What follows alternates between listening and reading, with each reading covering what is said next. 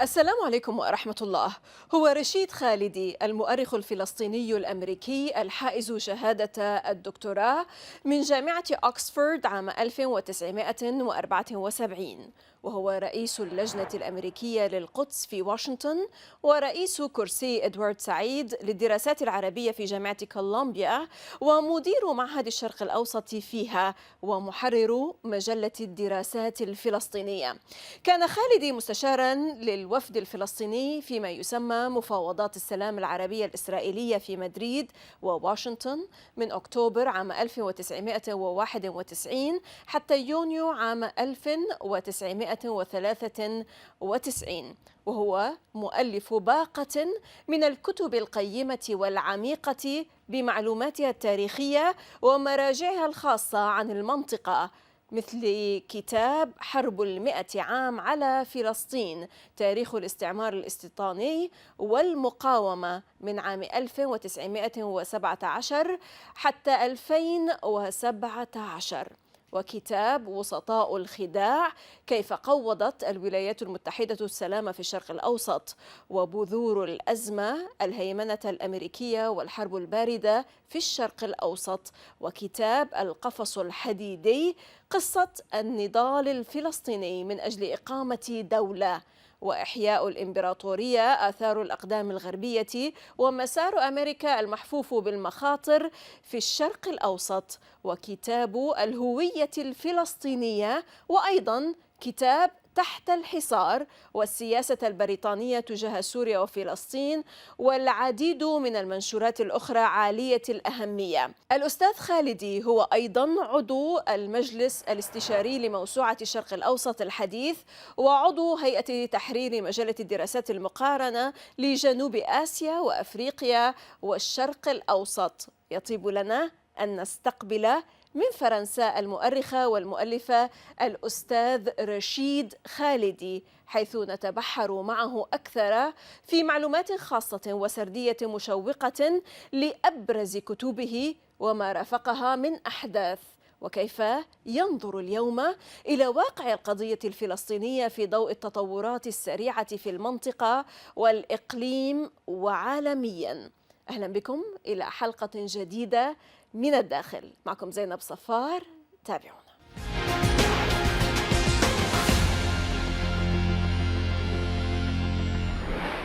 Rashid Khalidi, Palestinian-American thinker and the Edward Said Professor of Modern Arab Studies in the Department of History at Columbia University. Welcome to Min al-Dakhil from the inside, sir.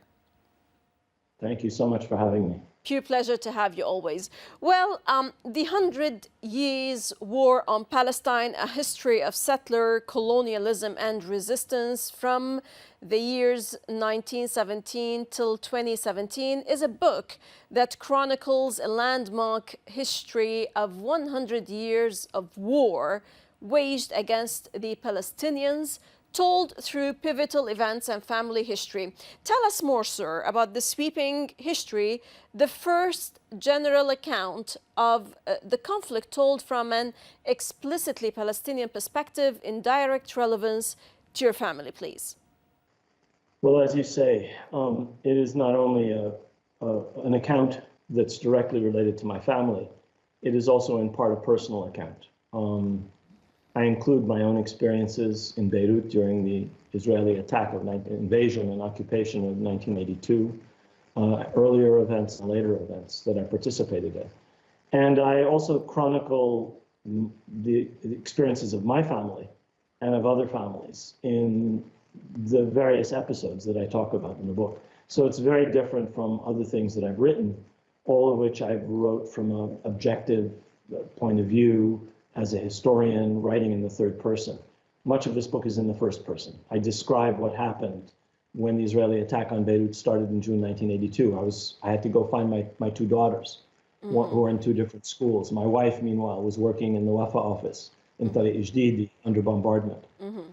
So I describe what it was like for me, as well as analyzing the colonial settler project that is Zionism, as well as analyzing the inordinately important role played by imperialist powers, Britain and the United States especially, in supporting and facilitating what the Zionist movement did. Right. Drawing on a wealth of untapped archival materials and the reports of generations of family members, one of them, of course, was the mayor of Al-Quds, some observers, and as you have just said, believe that the 100 Years' War on Palestine is different as a book from the rest of your publications. How is it that so, and in what sense is it different? Is it just because of being so personal? Well, I think that's certainly a big difference. I started writing as a historian, as a graduate student, very long ago, more than 50 years ago, actually. Sure. Back in the 1970s. And I was rigorously trained as an undergraduate and later as a PhD student in a certain way to write. And everything I've written, even books that were written for a more general audience, were written in that fashion. In other words, using the third person, trying to maintain a certain objective distance, even though obviously as a Palestinian, I injected my own views into what I was writing. This is fundamentally different. I obviously have a very succinct and clear analysis, which I hope is correct, of what was happening. But at the same time, I tried to make this book, how shall I say it, relatable, understandable to a general audience by talking about personal experiences of my grandparents, of my uncles and aunts, my cousins, my wife's family, other Palestinian families whose memoirs and papers and whose personal accounts to me I use in this book. So it is very different than everything I've ever written. And I wrote it partly because my son, who is a playwright, Khaaldi, insisted that for a change, I stop writing for an academic audience, that I try and write for a general audience. And I do it in a way that draws on the kinds of stories that I would always tell my children about my own experiences and experiences of people in our family and my wife's family and other families that we knew. And so in this book, I tried to do that. And what is the bottom line of this book, sir? Well, I mean, there are many aspects to this 100 Years' War, obviously. Yes. I think the most important aspect to it is that this is not just a war of Zionism and Israel on the Palestinian people. It is that, of course. It's a war designed to replace one people with a colonial settler project. But it is also a war waged by not just Zionism or Israel, but by the great powers on the Palestinians. Britain and the US, of course. In particular, and also other powers. At certain times France, at certain times the Soviet Union, at certain times Arab powers. So what I'm trying to argue in this book, I think centrally, is that no settler colonial process can be understood just in terms of the settlers. There's always a metropolitan power behind them. If we believe that Zionism is a settler colonial project, which it is, obviously, then there is a metropole behind it. And that metropole is Europe and the United States, is now and has always been. And so one of the ways I analyze this is through declarations of war. There are 6 chapters entitled the first, the second, the third, and so forth, declaration of war. These are not declarations of war by the Zionist project, Zionist movement, or by Israel. These are declarations by Britain or by the United States or by the United Nations operating at the behest of the United States and sometimes the Soviet Union or Britain or France. So my central point, I think, is that this is not just us, the Palestinians, or us, the Arabs, or us, the Muslims, vis-a-vis Israel and the Zionist movement. It is a war in which the motivating powers really are this metropole, i.e. the United States and before them, Great Britain in particular. Right. So you have traced 100 years of colonial war on the Palestinians, waged first by the Zionist movement and then Israel, but backed by Britain and the US of A. Today, understanding the roots of the occupation and the continuous aggression against the Palestinians, against Lebanon and Syria, how do you describe what is going on in the occupied land in Palestine and elsewhere, and in the region, of course, and the normalization steps taken by some Arab regimes. It's blatant. It is a fact now that the American administrations or the brokers of deceit, as you refer to them, are still on the same track of collusion to prevent a Palestinian state and resolve the situation in Israel's favor and undermine any form of peace in the region. Well, I think you stated it accurately, actually, in your question. And very briefly, I would say that one of the arguments that I make in this book, and one of the arguments that I would always make, is that what is going on today in occupied Palestine is simply a continuation of a process of settlement and colonization and usurpation and dispossession that goes right back to the beginning of the Zionist project, and in particular, to the moment that the British take over Palestine, starting in 1917. That is a qualitative shift, because Zionism before this had no great power patron. It was a movement. It was both a colonial settler movement and a nascent national movement, but it had no metropole, no power behind it. From the moment the British issued the Balfour Declaration, this project has strength. This project has heft, power. And my argument is that continues to be the case until today. Without the unceasing support of not only the United States, but of Western Europe, Israel could not do anything that it's doing, any of the things that it's doing today. This process of stealing Arab land, planting Jewish settlers on it, restricting further the rights of Palestinians, turning all of Palestine into what almost everybody now agrees is an apartheid type regime. This is a process which is simply a continuation of what starts now over 100 years ago. And as far as the second part of your question, as far as normalization, I would argue this is a continuation of a process whereby the great powers have managed to win over Arab regimes, one after another, to support of their policies, whether it's Britain in the 20s and the 30s and the 40s, or whether the United States since then, and in particular to win them over to support of maintenance of Israel as a settler colonial project in the heart of the Arab world. Right. That's what these normalization agreements mean. True. More recently, sir, in your book showing Crisis, the Cold War, and American dominance in the Middle East, you tend to offer a fierce analysis of American policy in the region. Today, how do you read U.S. President Biden's recent visit to the region and the signing of the so-called Jerusalem Declaration, whose very title, by the way, infuriated the Palestinians because they consider Al-Quds as their capital? And as one Israeli correspondent noted, and I'm quoting him, as the speed events are unfolding, the declaration is liable to become irrelevant shortly. It emphasizes the shared values that Israel and the United States have, but these values aren't that shared anymore. That's an interesting quote. Let me start there and then go back to the first part of the question, because I think there are shared values between the United States and Israel. One of them is settler colonialism. The United States is a settler colonial project. It's also a national project. In other words, I live in Manhattan. This was an island lived in by the Lenape people, by the Canarsie people, before white settlers arrived, destroyed Native American society, and basically stole their land. Obviously, this happened in the 17th century. Obviously, the United States is now a modern nation state. It is obviously a national project, but its roots are as a settler colonial project. And that's also true of Israel. Israel is now a national project, whether we like it or not. It isn't. There is a people there, whether we like it or not. But it is a people whose settler colonial roots and whose settler colonial regime are the problem. It's not the people. It's the regime that they've instituted. It's what that regime has done to the Palestinians.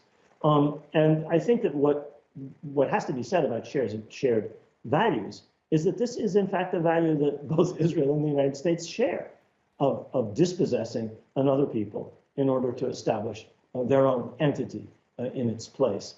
Now, as far as the Biden administration and its policies and the so-called Jerusalem Declaration, I've been asked this question before about previous American administrations. And obviously, each administration is somewhat different from its predecessor. But the element I would always stress is the continuity. Biden did not change one iota of Trump's policy on Jerusalem. The United States recognized Jerusalem as Israel's capital. The United States moved its embassy to Jerusalem. The Biden administration has not changed that. The Trump administration recognized Israel's occupation and annexation of the Golan Heights, Syrian Golan Heights. The Biden administration has not changed that. I could go on in talking about measures taken by the previous administration that this administration has either not changed or has actually formally endorsed. So there is an extraordinary element of continuity. There has been change. I mean, obviously, Trump made changes in Obama's policy, but the basic continuities, the billions of dollars in military aid annually, the billions of dollars in tax-free charitable donations by American 501c3s to Israeli institutions. These things continue administration after. So they are still brokers of deceit. Well, in the sense that they pretend to be neutral, but in fact they are the most important allies of Israel in everything that it does. Right. Sir, allow me to ask you, do you still believe that today, regarding the developments taking place in occupied Palestine, do you still believe that today the Palestinians are still in an iron cage? Well, they are, in my view. You're reprising the titles of several of my books in your questions, I know. Yes, sure. I think that they are, but I think the other thing that we have to remember... But you know, the status quo has changed in occupied Al-Quds, for example. I agree, not only in Al-Quds, in all of Palestine. In the West Bank, in Al-Quds, and everywhere, yes. Exactly, Gaza and so forth. And inside Manor Ain, inside the areas that were first occupied in 1948, the areas within so-called Green Line, I think the situation has changed measurably in all of those areas. Does that mean that the settler colonial regime doesn't exist and that Palestinians are not in a sort of prison? No, it does not mean that. It means that their resistance to this regime has, I think, taken on new dimensions in the past several years. I think that's a really important change. I think the unity that was shown during the Al-Aqsa Intifada, the rising all over Palestine, in Haifa, in Jaffa, in Gaza, and especially in Jerusalem in May of 2021, was an indication of this qualitative change in the nature of Palestinian resistance. More popular, more importantly located among younger people, led from below rather than from above, spontaneous rather than centrally organized. In all of these respects, it's somewhat similar to the Great Intifada of 1987 until 1992, which was also spontaneous, grassroots, and locally organized rather than centrally directed. And both of these, I think, are extraordinarily important examples of resistance, which I think have shaken and will shake that iron cage. Now, how that will develop, obviously, I can't say. Right. You focus on the corrosive power of dishonest language in the US of A vis-a-vis the Israeli occupation of Palestine, and that language matters deeply in this conflict, where you amply demonstrate that when it comes to the United States policy toward an entire nation of people, it is never just semantics. Elaborate, please. Yes, this is a very important point, and it was first made, I think, by Edward Said, who said that Zionism won not just on the battlefield, but in the discursive realm, in the realm of discourse, in the realm of language. Zionism is a wonderfully successful discursive project. Every single myth that Zionism has put forth, transforming the desert, making the desert bloom, a land without a people for a people without a land, every single one of these myths has been beautifully crafted and wonderfully sold. And they're central, the only democratic state in the Middle East. I could go on. And they're absolutely central to the Zionist project and to the success of Israel. So I think this is very, very important. And I think the lying language, if I may use that word, of the United States government very much mirrors Israeli language. For example, security. Security, as in the Israeli terminology, really means insecurity for neighboring countries like Syria and Lebanon, for neighboring peoples, but mainly, of course, for the Palestinians. Right, a public intellectual with extraordinary knowledge.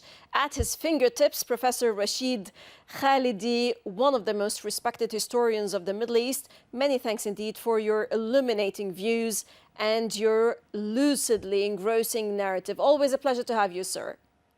Thank you so much for having me. Always a pleasure.